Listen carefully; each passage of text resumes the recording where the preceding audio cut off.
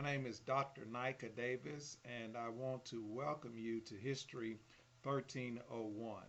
I'm excited to serve as your instructor, and you're going to do great within this class.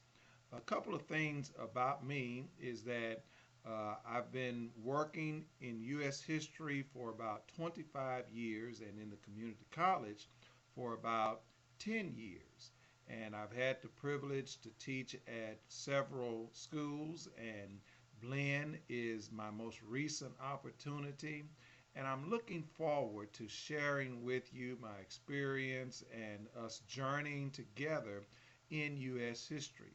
I'm a graduate of Texas A&M University, and presently I am working on my PhD at the University of Texas at Arlington in Transatlantic Studies.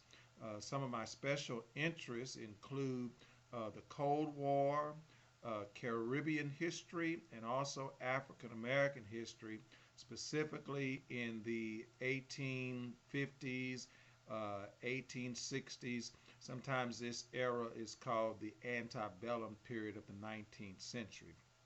This course is going to cover U.S. history starting at about colonization and then moving forward up until the Civil War. And some of the things that we'll cover in this particular aspect of U.S. History 1 is that we will look at the Europeans as they come to the New World and how they encountered Native Americans. And in the process, there's a great transfusion of culture as well as economic changes, environmental changes, and certainly political changes.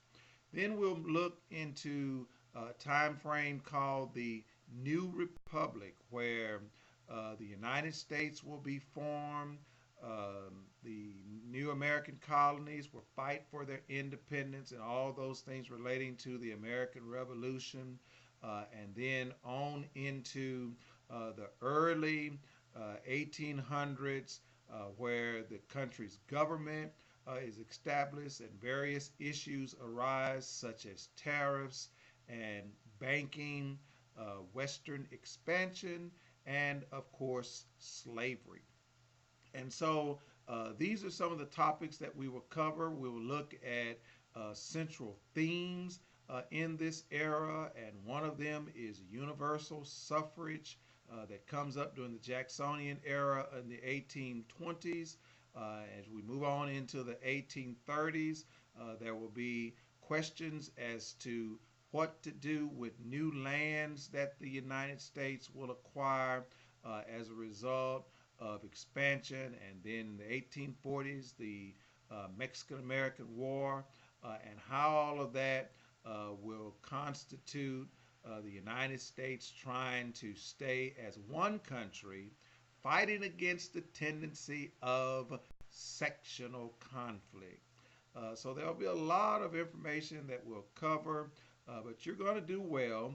Usually this class will include 3 exams, and then we will have several quizzes, and all of these things are designed to assess you being able to grasp the information.